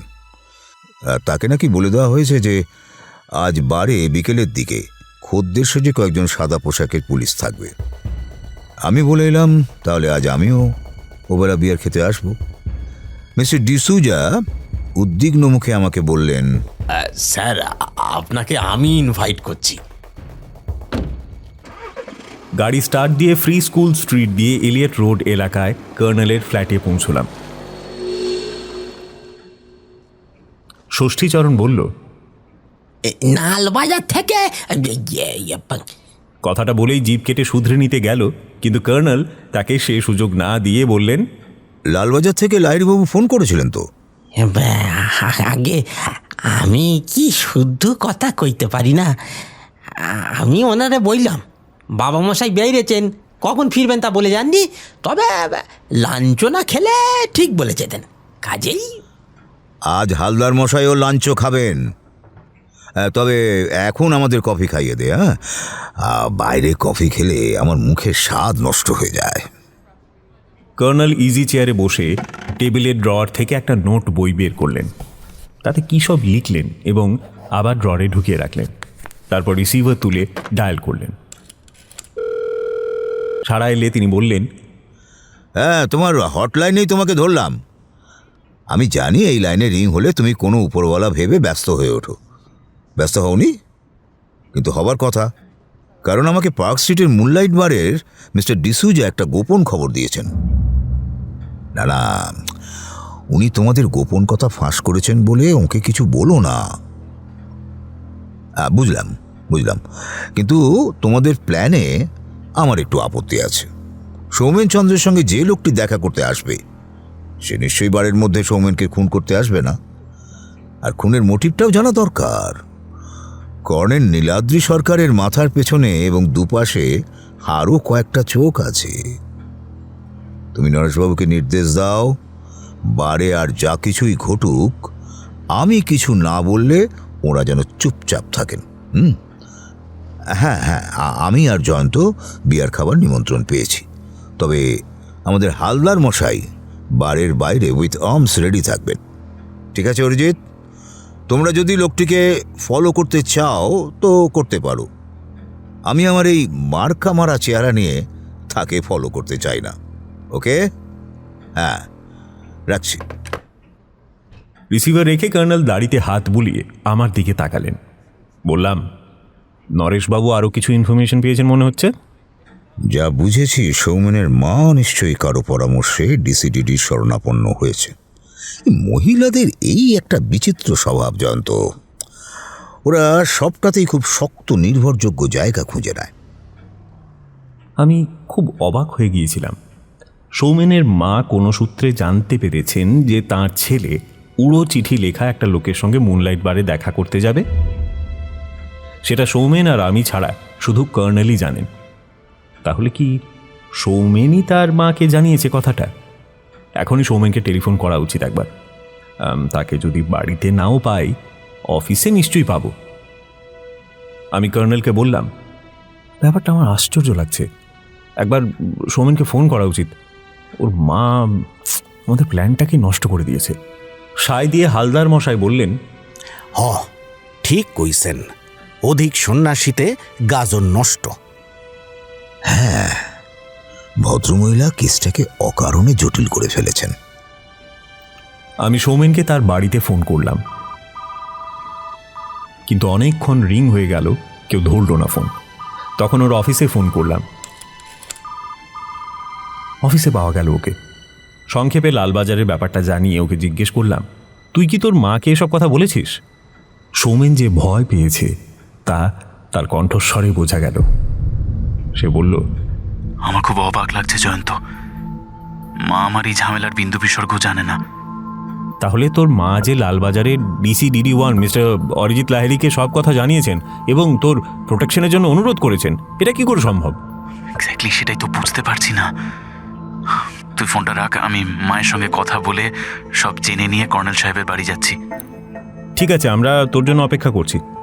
আর তাছাড়া তুই আগের কথার মতোই আমার গাড়িতেই মুনলাইট বারে যাবি। রিসিভার রেখে কর্নেলকে বললাম, না, সৌমেন তোর মাকে এসব কথা বলেনি। তাহলে বোঝা যাচ্ছে ওর মা অন্য কোনো সূত্রে ব্যাপারটা জানতে পেরেছেন, আর তারপরই উদ্বিগ্ন হয়ে লাহিড়ী সাহেবকে ফোন করেছেন। 1:30 মিনিটে ডাইনিং রুমে গিয়ে খাওয়া দাওয়া সেরে নিলাম। তখনও সৌমেনের কোনো সাড়া না পেয়ে আমি উদ্বিগ্ন হয়ে পড়েছিলাম যথেষ্টই। খাওয়ার পর হালদার মশাই সোফায় লম্বা হলেন। কর্নেল যথারীতি তাঁর ইজি চেয়ারে বসে চোখ বুজে চুরুট টানতে লাগলেন, আর আমি ডিভানে অভ্যাস মতো ভাত ঘুমের টানে গড়িয়ে পড়লাম। কিন্তু আমার উদ্বেগ ভাত ঘুমকে বারবার তাড়িয়ে দিচ্ছিল, কিন্তু শেষ পর্যন্ত অভ্যাসেরই জয় হয়েছিল।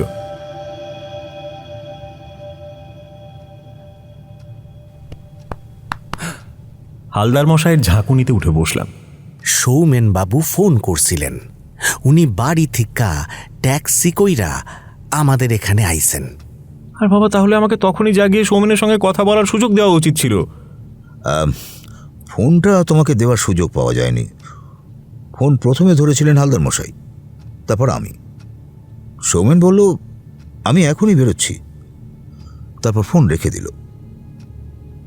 আমি উঠে গিয়ে সোফায় বসলাম। তারপর সৌমেন হয়তো এখনো বেরোয়নি কিংবা পোশাক বদলাচ্ছে এই ভেবে ওর বাড়িতে রিং করলাম।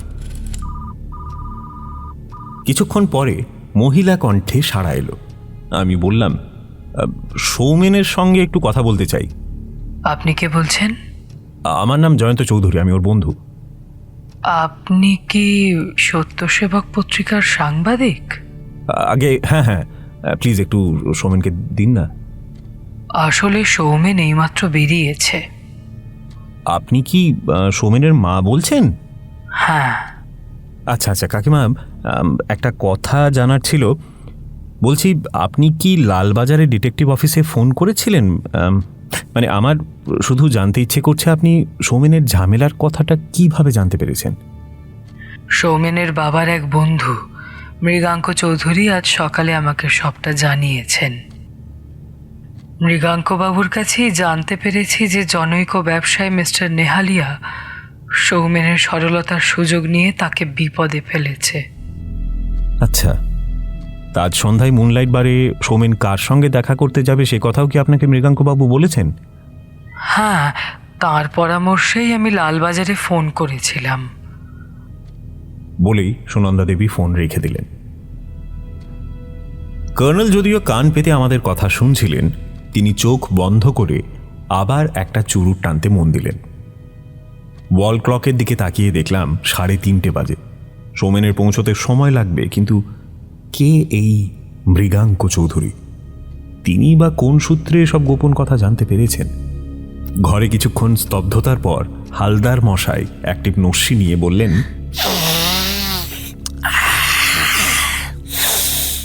Heavy mystery. ঠিক বলেছেন হালদার মশাই, মিস্ট্রিটা সত্যি খুব হেভি। তবে আমার মাথায় একটা আইডিয়া এসেছে। আপনি কুমার বাহাদুরের বাড়িতে আপনার ক্লায়েন্ট গায়ত্রী দেবীকে একবার রিং করে দেখুন। তিনি বাই এনি চান্স মৃগাঙ্ক চৌধুরীর নামে কাউকে চেনেন কি না। হ্যাঁ, ঠিক কইছেন। বলে হালদার মশাই উঠে এসে টেলিফোনের রিসিভার তুলে ডায়াল করলেন। কিছুক্ষণ পর সাড়া পেয়ে বললেন, হ্যালো, আমি মিসেস গায়ত্রী দেবীর লগে কথা কমু। বলে রিসিভারের মাউথপিসে হাত চাপা দিয়ে তিনি মুচকি হেসে বললেন, ওগো বাড়ির সেই মাইয়াটা ফোন ধরছিল। হ্যালো, হ্যাঁ ম্যাডাম, আমি হালদার কইতে আসি। This is urgent. আচ্ছা, আপনি কি মৃগাঙ্ক চৌধুরী নামে কাউরে চেনেন? না, কথাটা পরে আপনারে জানাইয়া দিমু। হ্যাঁ, কি কইলেন? চেনা ঠেকতাছে? আচ্ছা, আপনি একটু স্মরণ কইরা দেখেন তো। মনে পড়ল না? ঠিক আছে। আচ্ছা, যাই হোক, মনে পড়লে আমার একটু জানাইবেন, কেমন? শোনেন, আমার ক্লায়েন্টের মনে হইতাছে ওনারে তিনি চেনেন বা চিনতেন। হয়তো অনেক দিন আগের কথা, তাই মনে আসতেছে না, বুঝলেন কিনা? জানতো, তোমার কাছে কি মিস্টার নেহালিয়ার কোনো নেম কার্ড আছে? না, উনি আমাকে তো কোনো নেম কার্ড দেননি, তবে সৌমেন এসে গেলে ওর কাছে মিস্টার নেহালিয়ার ফোন নাম্বার পাওয়া যাবে। 4টে বাজল। কর্নেল ষষ্ঠীকে ডেকে কফি আনতে বললেন। তখনও সৌমেনের পাত্তা নেই। আবার আমার মধ্যে উদ্বেগ ফিরে এলো। এরপর আমাদের কফি খাওয়া শেষ হলো। কর্নেল নিভে যাওয়া চুরুটটা লাইটারে ধরিয়ে এক রাশ ধোঁয়া ছাড়লেন। আমরা তিনজনেই গম্ভীর এবং উদ্বিগ্ন, তাতে ভুল নেই। একটু পরে আমি হাত বাড়িয়ে টেলিফোনের রিসিভার তুলে সৌমেনের অফিসে রিং করলাম। রিপোর্টিং ডিপার্টমেন্ট থেকে কেউ বলল, সৌমেনবাবু 12:30টায় বেরিয়েছেন, এখনো ফেরেননি। রিসিভার রেখে কথাটা কর্নেলকে জানালাম। চুপচাপ বসে থাকা চেয়ে বেরিয়ে পড়া ভালো। হালদার মশাই, আপনি গিয়ে মুনলাইট বাড়ির সামনের ফুটপাতে অপেক্ষা করুন। জয়ন্ত, পোশাক বদলে নাও, সঙ্গে ফায়ার আর্মস নিতে ভুলো না। আমরা 5:30টায় উঠব। হালদার মশাই ততক্ষণে উঠে দাঁড়িয়েছিলেন। তিনি আপন মনে যাই গিয়া বলে দ্রুত বেরিয়ে গেলেন। আমি প্যান্ট শার্ট পরে পকেটে আমার অস্ত্রটা নিয়ে ড্রয়িং রুমে এলাম। কর্নেল তখনও বেরোননি। তারপর হঠাৎ টেলিফোন বেজে উঠল। আমি ফোনের কাছে যেতে যেতে ফোনটা চুপ করে গেল। বুঝতে পারলাম এটার এক্সটেনশন লাইনে কর্নেলের ঘরে যে রিসিভারটা আছে, কর্নেল সেটা তুলেছেন। তবুও মনে মনে প্রচণ্ড উদ্বেগের চাপে কৌতূহল আমাকে নাড়া দিচ্ছিল। খুব সাবধানে আমি রিসিভারটা তুললাম। তারপর কর্নেলের কণ্ঠস্বর শুনতে পেলাম। হ্যাঁ, আমি কর্নেল নীলাদ্রি সরকার। আমার কণ্ঠস্বরে আপনার সন্দেহের কোনো কারণ নেই। যে টেলিফোন করেছে তার গলা কর্নেলের চেয়ে ভরাট। বলল, আমি বিশ্বস্ত সূত্রে জানতে পেরেছি মুনলাইট বারে আমাকে আপনারা ফাঁদে ফেলবেন। তাছাড়া লালবাজারে হুলোরাও নাকি ওত পেতে থাকবে। অথচ এসবের কোনো দরকার ছিল না। আমি সৌমেনের হিতৈষী। ওই শয়তানের বাচ্চা সুরজ দাস যাতে ওকে কোনো বিপদে ফেলতে না পারে, সেজন্যে আমি ওকে কিছু পরামর্শ দিতে চেয়েছিলাম। আপনাকে কথা দিচ্ছি, মুনলাইটে এসে সৌমেনের সঙ্গে যতক্ষণ ইচ্ছে কথা বলুন। আমরা আপনাকে এতটুকু বিব্রত করব না। আর আমি লালবাজারকেও বলে দিচ্ছি, ওরা যেন ওদের লোকজনকে ওখান থেকে সরিয়ে নেয়। আমি আপনাদের বিশ্বাস করি না। সৌমেন একটা নির্বোধ, তাই তাকে অন্তত আজ রাতের মতো কোথাও একটা আটকে রাখতে চাই। সে এখন আমার পাশেই বসে আছে। কথাটা শুনে চমকে উঠেছিলাম, কিন্তু ফোনে আড়ি পেতেছি জানলে কর্নেল কি ভাববেন, এই একটা সমস্যা। কিন্তু আমাকে অবাক করে কর্নেল বললেন, জয়ন্ত, তুমি ভদ্রলোককে বলো সৌমেনের সঙ্গে যেন উনি তোমাকে কথা বলতে দেন। জয়ন্ত মানে আপনার সেই পুঁচকে চালা, সেও নাকি সাংবাদিক। আমি জানি টিকটিকিদের ল্যাজ থাকে, জয়ন্ত চৌধুরীও আপনার ল্যাজ। কিন্তু আপনি নিশ্চয়ই জানেন টিকটিকির লেজ খুব সহজেই ছিঁড়ে ফেলা যায়। বাহ বাহ, মিস্টার বোস, আপনি একজন টিকটিকি বিশারদ, সে বিষয়ে সন্দেহ নেই। কিন্তু আমি বোস টোস নই। আমার চোখ দুটো দেওয়াল ভেদ করে আপনার কাছে পৌঁছেছে তমাল বাবু। আপনি অর্কের পিছনে লেগেছেন, আমার কাছে এই খবর ছিল। ভাড়া করা খুনি পাঠিয়ে গতকাল সন্ধ্যায় তার উপর হামলাও করেছিলেন। এখন অর্কর মাস্তুতো দাদা সৌমেনের শুভার্থী হওয়ার কারণ আপনাকে জিজ্ঞাসা করতে চাই না। আমি শুধু এইটুকু বলতে চাই, সৌমেনের বোকামিকে কাজে লাগিয়ে আপনি কোনো শাঁসারো লোককে ব্ল্যাকমেল করতে চান। এটাই আপনার প্ল্যান। আপনি একেবারে অন্তর্যামীর মতো কথা বলছেন দেখছি। তমলবাবু, আপনি এখন কোথায় আছেন তাও কিন্তু আমি দেখতে পাচ্ছি। বাহ, আপনার দৃষ্টিশক্তি সত্যি দেওয়াল ফুঁড়ে চলে যায়। বলুন তো, আমরা কোথায় আছি? আমি ভাবছিলাম কর্নেল একটু অতি চালাকি করে ফেলছেন। এবার নিশ্চয়ই তিনি ভুল করবেন। কর্নেলকে বলতে শুনলাম, হ্যাঁ, আমি দেখতে পাচ্ছি আপনি সৌমেনকে মদের সঙ্গে ঘুমের ওষুধ খাইয়ে ফিল্মের এক নায়িকার ফ্ল্যাটে শুয়ে রেখেছেন। আরও শুনতে চান? নায়িকার নাম চন্দ্রিমা। আর ড্যামেট, আপনি যা পারেন করুন। রিসিভার রেখে দেওয়ার জোরালো শব্দ শুনতে পেলাম। তারপর আমি ক্লান্তভাবে সোফায় বসে পড়লাম। কর্নেল তার বেডরুম থেকে ড্রয়িং রুমে এলেন প্রায় আধ ঘন্টা পর। ততক্ষণে আমি অধৈর্য হয়ে উঠেছি, কিন্তু কর্নেলের ফোনে আড়ি পেতেছি, তাই কাঁচুমাচু হয়ে বললাম, আপনি দেখছি সত্যিই অন্তর্যামী। ফোনটা যে আমি তুলেছিলাম সেটা আপনি কিভাবে টের পেলেন কে জানে?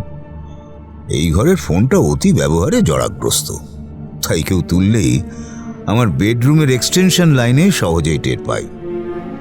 তবে তুমি ভুল করোনি, কারণ লোকটার সঙ্গে যেসব কথাবার্তা হলো তা আমার মুখে শোনাচ্ছে তুমি সকর্ণে শুনেছ। এতে আমাদের দুজনের পক্ষেই পা বাড়ানো সুবিধে হলো। আপনি কি লালবাজার মিস্টার লাহেরিকে সব জানিয়ে এলেন? মোটেও না, আমরা যথাসময়ে মুনলাইটে বিয়ার খেতে যাব। কোথায় কোন ফিল্মের নায়িকার বাড়িতে সৌমেন সম্ভবত অজ্ঞান হয়ে পড়ে আছে। এতক্ষণ আপনি তাহলে কি করছিলেন? আমি অন্য একটা জায়গায় ফোন করছিলাম, তবে নিজের পরিচয় দিইনি। যাই হোক, সেই ব্যাপারটা তুমি পরে জানতে পারবে। ঠিক আছে, কিন্তু লোকটা যে কোনো ফিল্মের নায়িকার বাড়ি থেকে কথা বলছে সেটা আপনি বুঝলেন কি করে? তোমার বোঝা উচিত ছিল ফিল্ম লাইনে তমাল বোস নামে একজন কন্ট্রাক্টর ঘোরাঘুরি করে। জনৈক ব্যর্থ নায়িকাকে নিয়ে নাকি অর্কের সঙ্গে তার শত্রুতা চলছে, এটুকু তো সকালেই শুনেছ। হ্যাঁ, সে তো জানি। কুমার বাহাদুরের বাড়ি গিয়ে ব্যাপারটা জেনে এসেছি। জয়ন্ত, মাঝে মাঝে তুমি সত্যিই বড্ড বোকা হয়ে ওঠো। কোনো পাঠিকা যেন তোমাকে লিখেছিলেন, জয়ন্তবাবু আপনি এত বোকা কেন? মানে মাথাটা এখনো বোবো করে ঘুরছে। ওহ জয়ন্ত, তুমি জয়শ্রী স্টুডিওর গোপাল কুণ্ডুকে একেবারে ভুলে গেছো। কর্নেলের কথা শুনে আমি প্রায় লাফিয়ে উঠলাম। কি সর্বনাশ, সত্যি আমি বোকা? ফিল্ম লাইনের খোঁজ খবর জোগাড় করতে দীর্ঘকাল গোপালবাবুই যে আপনার সূত্রতা মনেই ছিল না। এবার বোঝা গেল গোপালবাবুই তমাল বোস এবং কোনো ফিল্মের মেয়ে চন্দ্রিমার খবর আপনাকে দিয়েছে। আচ্ছা। কর্নেল ওয়াল ক্লকের দিকে তাকিয়ে নিয়ে বললেন, আর এক কাপ কফি খেয়ে তবেই বেরোবো। আর তার আগে তুমি বরং এক কাজ করো, চন্দ্রিমার ফোন নাম্বার আমি দিচ্ছি। গোপালবাবু এই নাম্বারটা আমাকে আজ সকালে দিয়েছেন, বরং আমি নাম্বারটা ডায়াল করে তোমাকে রিসিভারটা দিচ্ছি। ফোনে যেই সাড়া দিক তুমি শুধু বলবে আমি একটা ফিল্ম ম্যাগাজিন থেকে বলছি, চন্দ্রিমা দেবীর সঙ্গে কথা বলতে চাই। কিন্তু ওখানে তো এখনো তমাল বোস সৌমেনের বডি পাহারা দিচ্ছে। সে তো জানে না যে আপনি এই নাম্বারটা জানেন। একটু আগেই সে এখান থেকে ফোন করেছিল, আমার কণ্ঠস্বরও সম্ভবত সে চিনে ফেলবে। কর্নেল ততক্ষণে রিসিভার তুলে ডায়াল করার পর আমার হাতে সেটা দিলেন। কানে এলো রিং হয়ে যাচ্ছে। ষষ্ঠীচরণও এই সময় ট্রেতে দুপেয়ালা কফি রেখে গেল। একটু পরে মহিলা কণ্ঠে সাড়া এলো, আমি চন্দ্রিমা দেবীর সঙ্গে একটু কথা বলতে চাই। আপনি কোত্থেকে বলছেন? আমি শ্রমিক রায়, বিখ্যাত ফিল্ম ম্যাগাজিন ওই দি ইভেন্টস অফ ফিল্ম ওয়ার্ল্ড, হ্যাঁ ওখান থেকে। তো ওর একটা ইন্টারভিউ দরকার আমাদের আসলে। একটু ধরুন। আমি রিসিভার কানে রেখে ডান হাতে কফির কাপ তুলে নিলাম। মিনিট পাঁচেক পরে চেকনাই দেওয়া কণ্ঠস্বরে সাড়া এলো। আমি আগের কথাটা রিপিট করলাম, তারপর সবিনয় বললাম, আপনি আমাকে আগামীকাল অন্তত আধ ঘন্টাও যদি সময় দেন তাহলে খুব খুশি হব, সঙ্গে ক্যামেরাম্যান থাকবে। এই সময় কানে এলো কোনো পুরুষ মানুষ চাপা স্বরে তাকে ধমক দিচ্ছে। হ্যাঁ, স্পষ্টই তমাল বোস। তারপর হঠাৎ লাইনটা কেটে গেল। কর্নেল, ব্যাটার ছেলে তমাল বোস চন্দ্রিমাকে কথা বলতে দিল না। আমি ঠিক এটাই জানতে চেয়েছিলাম। কফি শেষ করে নাও, তারপর আমরা বেরোবো। পায়ে হেঁটে গেলে তত বেশি দূর নয়, কারণ আমি মুনলাইটে ঢুকতে চাই ঠিক 6:30। তবে গাড়ি সঙ্গে থাকলে সুবিধা হয়। আমরা তো জানি না কখন আমাদের সামনে কি ঘটনা ঘটবে বলে অপেক্ষা করে আছে। তোমাকে আমার সামরিক জীবনের একটা গল্প এই প্রসঙ্গে শোনাতে পারি। না কর্নেল, এখন গল্প শোনার মুড আমার নেই। কর্নেল আবার ঘড়ির দিকে তাকিয়ে বললেন, হ্যাঁ, এখনো 6টা বাজেনি, তবে আমরা নিচে গিয়ে খোলামেলা আকাশের নিচে একটু অপেক্ষা করতেই পারি। চলো ওঠা যাক। আমরা দুজনেই উঠে দাঁড়িয়েছি, এমন সময় টেলিফোন বেজে উঠল। কর্নেল রিসিভার তুলে সাড়া দিয়ে বললেন, কি আশ্চর্য! ঠিক আছে, তোমাকে কষ্ট করে আর আসতে হবে না, তুমি বরং ওখানেই অপেক্ষা করো। মানে যেন তুমি তার জন্যই অপেক্ষা করছো, এতে তোমার পক্ষ থেকে উৎসাহটাই প্রকাশ পাবে। নো প্রবলেম, সবকিছু ঠিক আছে। আমি অবাক হয়ে তাকিয়ে আছি দেখে কর্নেল রিসিভার রেখে বললেন, তোমার কৌতূহল হচ্ছে, কিন্তু এখন আমি তোমার কোনো প্রশ্নের উত্তর দেব না। যথাসময়ে তুমি সবই টের পাবে। ষষ্ঠীকে ডেকে সতর্ক করে দিয়ে কর্নেল ড্রয়িং রুম থেকে বেরোলেন। তেতলার সদর দরজায় যে ল্যাচ কি আছে সেটা ভেতর থেকে খুলে বাইরে বেরোনো যায়, কিন্তু বাইরে থেকে ঢুকতে হলে চাবি ছাড়া ঢোকা যায় না। নিচে লনে গিয়ে বললাম, কর্নেল, গাড়ি নিয়ে এখনই বেরিয়ে পড়া যাক না, বরং গঙ্গার ধারে কিছুক্ষণ ঘোরাঘুরি করে ওই ঠিক 6:30টায় আমরা মুনলাইট বাড়ি চলে আসবো। আর আজ তো রবিবার, তত বেশি গাড়ির উপদ্রব নেই। ঠিক আছে, তাই চলো।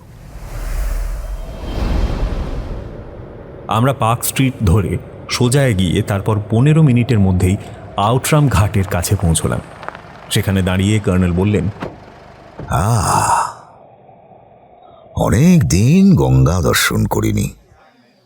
তোমার ইচ্ছায় আমার কিছু পুণ্য লাভ হলো। কাল আমি আর সৌমেন সন্ধ্যায় ওই বেঞ্চটায় বসেছিলাম। কাল এখানে ততটা ভিড় ছিল না, আজ রোববারে দেখছি প্রচণ্ড ভিড়।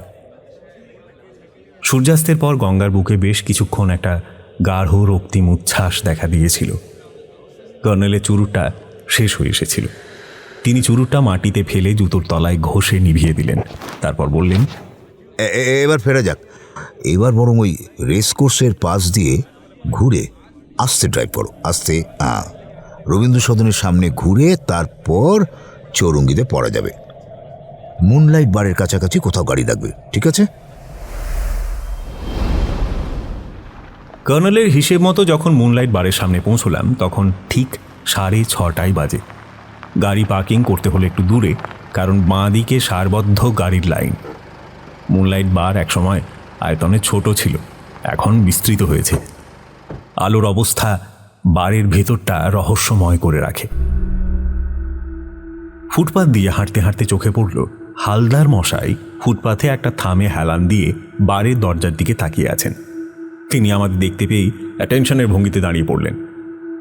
কর্নেল তাঁর দিকে তাকালেন না, কিন্তু আমার চোখে চোখ পড়তেই হালদার মশাই গুলি গুলি চোখে তাকিয়ে কি যেন বলতে চাইলেন, কিন্তু আমি গম্ভীর মুখে কর্নেলকে অনুসরণ করলাম। বারের ভেতর আলো অন্ধকারে সত্যিই একটা রহস্যময় পরিবেশ লক্ষ্য করলাম। কর্নেলকে দেখে একজন ওয়েটার স্যালিউট ঠুকে কয়েকটা টেবিলের পর একটা খালি টেবিলের কাছে নিয়ে গেল। কর্নেল তাকে বললেন, 2 বিয়ার বাস। আজ বারে ভিড় থাকা স্বাভাবিক। এই ছোট টেবিল আর দুপাশে দুটো চেয়ার যে কর্নেলের খাতিরেই রাখা হয়েছে তা বোঝা গেল। কর্নেল ভেতরটা দেখে নিয়ে আমার দিকে একটু ঝুঁকে এসে চাপা স্বরে বললেন, আমার পেছনে 2টো টেবিল পরে কে বসে আছে লক্ষ্য করো। কর্নেলের কথা মতো সেদিকে তাকিয়ে ভীষণ চমকে উঠলাম। এ কি, জলজ্যান্ত সৌমেন বসে আছে, আর তার সঙ্গে নীল শার্ট পরা ফর্সা রঙের এক ভদ্রলোক। আমি নিষ্পলক তাকিয়েছিলাম। কর্নেল ভ্রু কুঁচকে বললেন, বিয়ার আসছে, ওদিকে আর তাকাবে না, সাবধানে। একটু পরেই সে ওয়েটার 2 বোতল বিয়ার আর 2টো জাগ রেখে চলে গেল। কর্নেল তার জাগে বোতলটা সাবধানে উপুর করে ভর্তি করে নিলেন। দেখা দেখি আমিও তাই করলাম। এই মুহূর্তে এই পানীয় আমার নার্ভকে শান্ত করার জন্য জরুরি ছিল। কয়েক চুমুক খাওয়ার পর এতক্ষণে আমি বুঝতে পারলাম কর্নেল তার অ্যাপার্টমেন্ট থেকে বেরোনোর সময় সৌমেনই তাকে ফোন করেছিল। কিন্তু সমস্যা হলো, ফিল্ম নায়িকা চন্দ্রিমার ঘর থেকে কে ফোন করেছিল? সে যদি সত্যি তমাল বোস হয় এবং লালবাজারের সাহায্যে কর্নেলের ফাঁদ পাতার ব্যাপারটা জেনে থাকে, তাহলে তার তো এদিকে পা বাড়ানোর কথাই নয়। আমি চাপা স্বরে বললাম, আচ্ছা কর্নেল, তখন তমাল বোসের ফোন করার ব্যাপারটা কোনো কথা নয়, চুপচাপ বিয়ার শেষ করো। আর যা কিছুই ঘটুক তুমি যেন এক জগ বিয়ার খেয়েই মাথা খারাপ করে ফেলো না। ফিল্ম নায়িকা চন্দ্রিমার ঘর থেকে এই লোকটি যদি ফোন করে থাকে, তাহলে সে কোন সাহসে এখানে এলো? প্রশ্নটা মাথায় মাছির মতো ভন ভন করছিল। তাছাড়া জাগের অর্ধেক ততক্ষণে গিলে ফেলেছি। একটু আধটু নেশা যে হয়েছে তাও স্বীকার করব না। আমি আবার একটু ঝুঁকে গিয়ে বললাম, কর্নাল, বাড়ি তো লালবাজারের লোকেদের থাকার কথা, অন্তত নরেশবাবু তো থাকবেনি, তাকে তো দেখতে পাচ্ছি না। আপনি কি মিস্টার লাহিড়িকে সব কথা বলে তাদের চলে যাবার ব্যবস্থা করেছেন? কর্নাল চোখ কটমটিয়ে বললেন, তোমার ডান দিকে 3টে টেবিলের পরে নরেশবাবু বসে আছেন, কিন্তু তোমাকে বারবার বলছি ওসব কথা নয়। ডাইনে তাকিয়ে নরেশবাবুর খোঁজ করলাম। আচ্ছা আলোয় দেখতে পেলাম তাকে। তার দৃষ্টি কোনাকুনি সৌমেনের উল্টো দিকে বসা লোকটার দিকে। আরও কিছুক্ষণ কেটে গেল। তারপর আমি সৌমেনের টেবিলের দিকে তাকালাম। দেখলাম তার সঙ্গী শীষ দিয়ে একজন ওয়েটারকে ডেকে কিছু জিজ্ঞেস করলো। সেই কয়েক পায়ে গিয়ে ইশারায় ওদিকটা দেখিয়ে কিছু বলল। এইবার আমার চেনা, বুঝতে পারলাম সৌমেনের সঙ্গী বাথরুমে যাবে। সে উঠে ঘরের শেষ দিকে বাঁ দিকে ঘুরে অদৃশ্য হলো।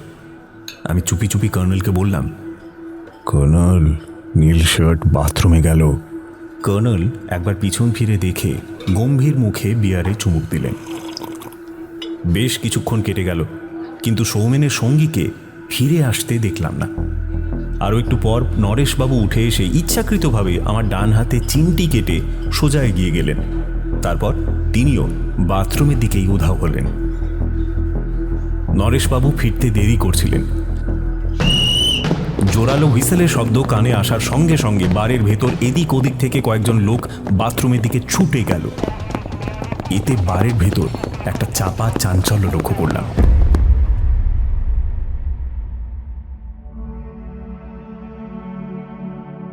দ্য স্টোরি হল্টে আজ আপনারা শুনলেন সাহিত্যিক সৈয়দ মুস্তাফা সিরাজের কলমে কর্নেলের গল্প নেপথ্যে আততায়ী প্রথম পর্ব। পরের পর্ব নিয়ে ফিরছি খুব শীঘ্রই।